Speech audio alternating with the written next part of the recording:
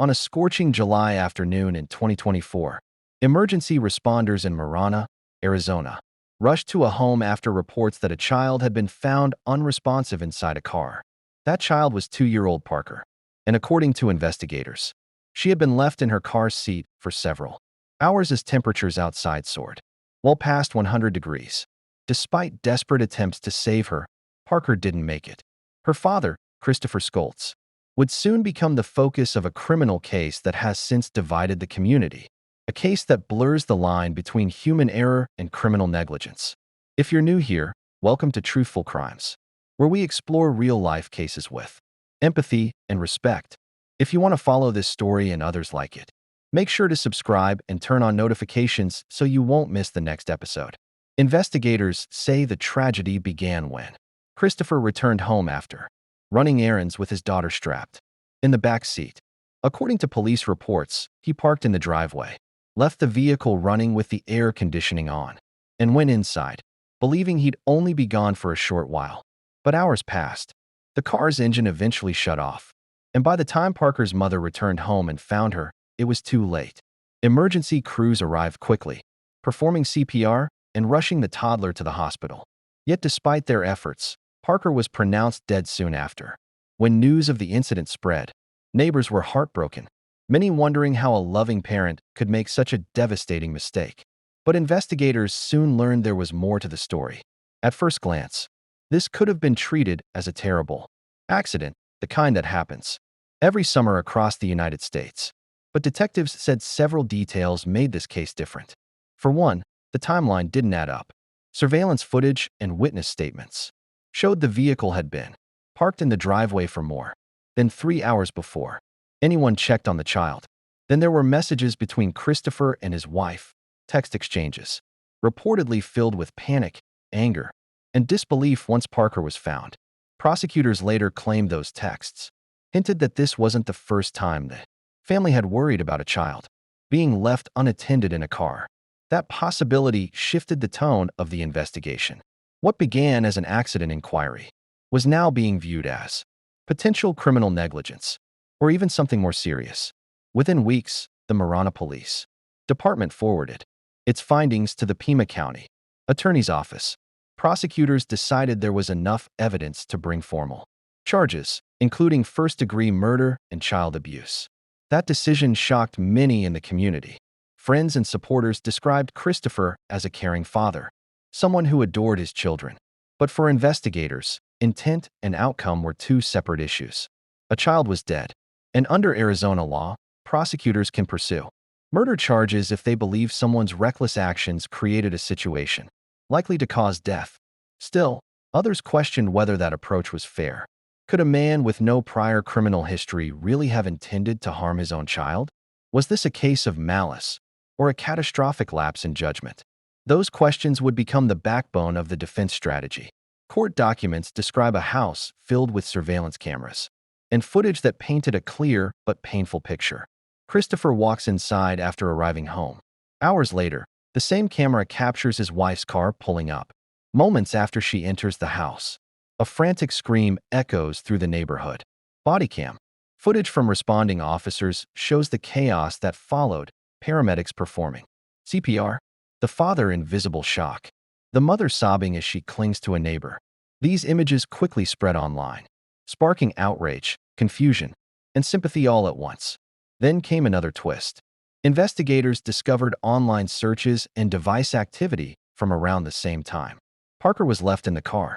While prosecutors initially argued that some of that digital evidence showed distraction, a judge later ruled that certain details were too prejudicial to share with a jury, meaning they could unfairly sway jurors' emotions rather than focus on the facts. That ruling would become a turning point in how this case might ultimately be argued in court. As the case moved forward, prosecutors offered a plea deal. If Christopher admitted guilt to second-degree murder, he could face a sentencing range of 10 to 25 years in prison, what's known as flat time, meaning there's no early release for good behavior. It was, in effect, an ultimatum: accept responsibility and serve a set number of years, or take your chances at trial and risk life in prison if convicted. In a quiet courtroom session, Christopher listened as the judge explained his options, the potential sentences, and the consequences of rejecting the plea. After a long pause, he said he understood and declined the offer. That single decision set the stage for a full jury trial. Legal experts following the case say rejecting a plea in a case this serious is always risky, especially when there's strong evidence and public attention. But some believe the defense might be counting on one thing, convincing jurors that, while this was a tragedy, it wasn't murder. It was July 9, 2024, an unbearably hot afternoon in Marana, Arizona. Temperatures had reached a staggering 109 degrees, the kind of day where even stepping outside for a few minutes feels suffocating. For 2-year-old Parker, that heat would prove deadly. Authorities say the tragedy began shortly after noon. According to court records and witness accounts, Christopher Schultz had been running errands that morning with his young daughter strapped into her car seat. When he got home, he parked in the driveway and went inside, reportedly telling himself he'd only be gone for a few minutes. But minutes became hours. Inside the house, life continued as usual. Investigators later said that Christopher went about his day, possibly checking messages, doing small tasks, or even napping. Meanwhile, Parker remained inside the parked vehicle, buckled into her seat as the temperature inside the car climbed to over 130 degrees. When her mother returned home that afternoon, she immediately noticed something was wrong. The car door was slightly open, the engine was off, and Parker was still in her seat, unresponsive. Panic set in. She screamed for help. Neighbors rushed outside as she attempted CPR while calling 911. When paramedics arrived, they continued resuscitation efforts and transported Parker to the hospital. But it was too late. Doctors confirmed she had died from heat exposure. The scene was heartbreaking, not just for the parents, but for the first responders, many of whom later said it was one of the most difficult calls they'd ever answered. Police immediately began piecing together what had happened. Detectives photographed the scene, collected phone records, and reviewed surveillance footage from nearby homes. They also noted several puzzling details. The car was parked directly outside the house, in plain sight, and the family had returned home hours earlier. That raised a haunting question. How could a child be forgotten for that long? Detectives interviewed both parents separately. According to reports, Christopher told investigators he thought Parker had gone inside with her mother. He claimed he didn't realize she was still in the car until it was too late. But as police continued digging, they found information that cast doubt on that explanation. The most shocking part of the case came from interviews with two of Parker's older siblings. During forensic interviews conducted the day after the tragedy, one of the children reportedly told investigators that their father had left them in the car before, not once, but many times. The child said their dad keeps leaving us in the car when my mom tells him to stop. Even more disturbing, she described one previous incident where her mother tried to perform CPR on Parker after finding her in the car, a claim prosecutors would later highlight as proof of ongoing negligence. While these are still allegations and not yet proven in court, the statements were enough for investigators to dig deeper into the family's history. They reviewed prior calls for service, hospital records, and witness statements to see if there were any other documented cases of neglect. Ultimately, prosecutors argued that these past incidents showed a pattern of dangerous behavior, not a one-time accident. When the case reached pre-trial hearings, one of the biggest questions was whether the jury should be allowed to hear about those alleged prior incidents. The defense argued that bringing up those statements would be highly prejudicial, meaning it could unfairly sway the jury by making Christopher seem like a habitual offender rather than focusing on the day in question. However, the judge ruled that some of that information could be admitted at trial. The reasoning? The court decided it was relevant enough to show a pattern of behavior that could speak to recklessness and intent, key elements in a murder case. This decision became a turning point. Legal experts said it gave prosecutors a major advantage by allowing them to use emotional testimony and past claims to establish a narrative of repeated neglect. For the defense, it created a major challenge: how to convince jurors to focus on facts rather than emotion. From the start, Christopher's defense attorneys have maintained that this was a tragic accident, not murder. They argued that while the outcome was horrific, it was never intentional, and that punishing him as if it were deliberate only adds to the family's suffering. In statements made during hearings, the defense emphasized that Christopher had no criminal history, no record of violence, and no motive to harm his child. They pointed to the shock and visible distress captured on police body cameras as proof that he was devastated by what had happened. Their central argument? That human error, though catastrophic, should not be treated the same as premeditated harm. The defense also questioned the reliability of the children's statements, noting that the interviews were emotionally charged and conducted within 24 hours of a major trauma. They argued that those details could easily be misunderstood or influenced by confusion. Still, the emotional weight of the case has made it almost impossible to separate fact from feeling. When local media began covering the story, it sparked a heated debate online. Some viewers sympathized with Christopher, calling it a heartbreaking accident that could happen to any distracted parent. Others saw it differently, saying the number of alleged past incidents showed a pattern of recklessness that crossed into criminal territory. The case quickly became a cautionary tale about the dangers of leaving children in vehicles, even for a few minutes. Child safety organizations pointed out that hot car deaths claim dozens of lives each year in the U.S., and in most cases, the parent truly didn't mean to cause harm. But prosecutors in this case said the circumstances were too extreme to overlook.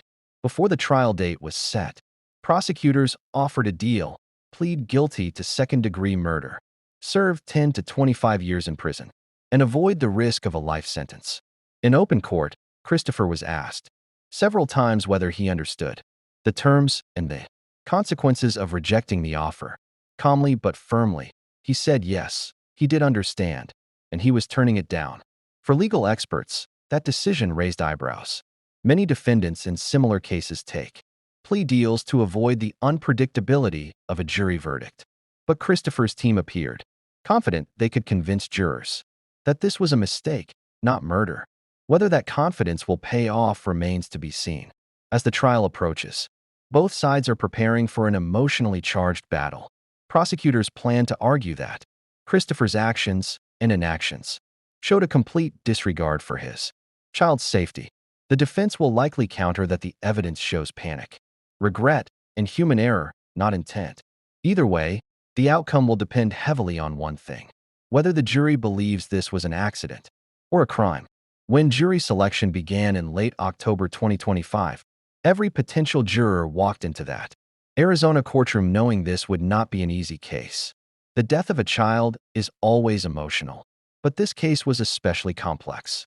On one side, prosecutors claimed Christopher Schultz was guilty of extreme recklessness, so extreme that it rose to the level of first-degree murder. On the other, the defense argued that this was a tragic accident, made worse by grief, guilt, and judgment from the public. Both sides agreed on one thing: what happened to little Parker was heartbreaking. But that was where the agreement ended. When the prosecution took the floor, their tone was calm but firm. They laid out the sequence of events: the blistering July day, the 109-degree heat, and the hours Parker spent trapped inside that car. They showed jurors photos of the driveway, the vehicle, and the small car seat where Parker had been found. Every image painted a devastating picture. Ladies and gentlemen, the prosecutor said, this was not an accident that happened in an instant. This was a pattern of behavior, repeated disregard for the lives of his children. And on July 9th, that pattern cost a little girl her life. The courtroom fell silent. Then came the defense's turn. Their strategy was different, more emotional, more personal. They didn't deny the facts of Parker's death. Instead, they leaned into the idea of human fallibility, that even good parents make catastrophic mistakes. They told jurors about Christopher's life: a devoted father, a soccer coach, a man who had never been in trouble with the law. They emphasized that he stayed at the scene, cooperated fully with police, and was visibly devastated. This was not murder, the defense attorney said softly. This was heartbreak. This was a father who will live with this pain for the rest of his life. Over the next several days, jurors heard from detectives, medical examiners, and digital forensic experts. The state's witnesses walked the jury through a timeline: how long Parker was in the car, how quickly the interior temperature rose, and what Christopher was allegedly doing during that time. While the judge ruled that jurors wouldn't hear about. The reported pornography searches on his PlayStation, calling them too prejudicial, the state still presented evidence that he was playing video games and using the console while Parker remained outside. To the prosecution, this wasn't just distraction, it was criminal negligence. They argued that Christopher had multiple opportunities to check on his daughter, yet chose not to. Perhaps the most emotional moment came when prosecutors read portions of the incident report from interviews with Parker's older siblings. The jury heard about the little girl's words, how she said her dad had left us in the car before, and that he keeps doing it even when mom says stop.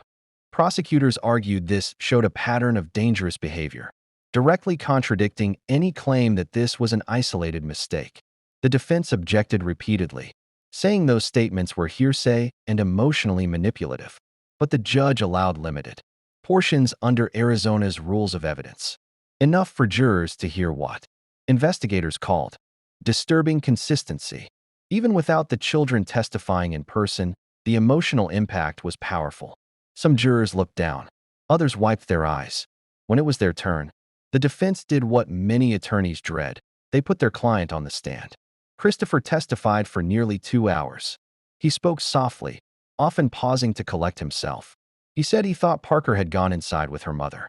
He described running into the house, distracted by everyday tasks, never realizing his daughter was still in the back seat. He told the jury that when he finally saw her hours later, he knew immediately that something was terribly wrong. I just froze, he said. I couldn't believe what I was seeing. I would give anything to change it. The defense argued that his reaction, panic, grief, confusion, was not that of a murderer but a devastated father. They also addressed the alleged prior incidents, suggesting that any previous moments of forgetfulness didn't prove intent or malice. He's not a criminal, his lawyer said. He's a human being who made the worst mistake of his life. To strengthen their case, prosecutors brought in heat exposure experts and child welfare professionals who explained the rapid danger of enclosed vehicles. They testified that on a 109-degree day, a car's interior could reach fatal temperatures in less than 20 minutes. The prosecution emphasized that Christopher's home had direct line of sight to the car that he could have seen Parker if he'd simply looked outside. To them, this was not just a matter of forgetfulness. It was prolonged, conscious disregard. The defense countered with their own expert witnesses, psychologists who explained how forgotten baby syndrome can occur, even among attentive parents. They described how stress, sleep deprivation, and routine can create memory lapses so severe that a parent truly believes their child isn't in the car. Their message was clear: this could happen to anyone. As the trial neared its end, jurors were left to weigh an impossible question. Where is the line between tragedy and crime? Was this a father who made a fatal mistake, or a man who repeatedly ignored warnings until it was too late? The closing arguments made that decision even harder. The prosecution urged the jury to think of Parker's final hours, of the heat, the helplessness, the repeated warnings from family members that Christopher ignored. The defense, meanwhile, pleaded for compassion, arguing that punishment could never equal the pain he already carried. As of now, Christopher remains in custody awaiting the jury's decision. If convicted of first-degree murder, he could face life in prison. If the jury opts for a lesser charge, such as second-degree murder or manslaughter, he could serve between 10 and 25 years. Legal analysts say the case could go either way. It all depends on whether jurors see his behavior as a reckless lapse or a criminal disregard for human life. Regardless of the outcome, the trial has reignited nationwide discussion about child safety in vehicles and the thin line between negligence and crime. Parker's story has become part of a broader effort to raise awareness about hot car deaths in the United States.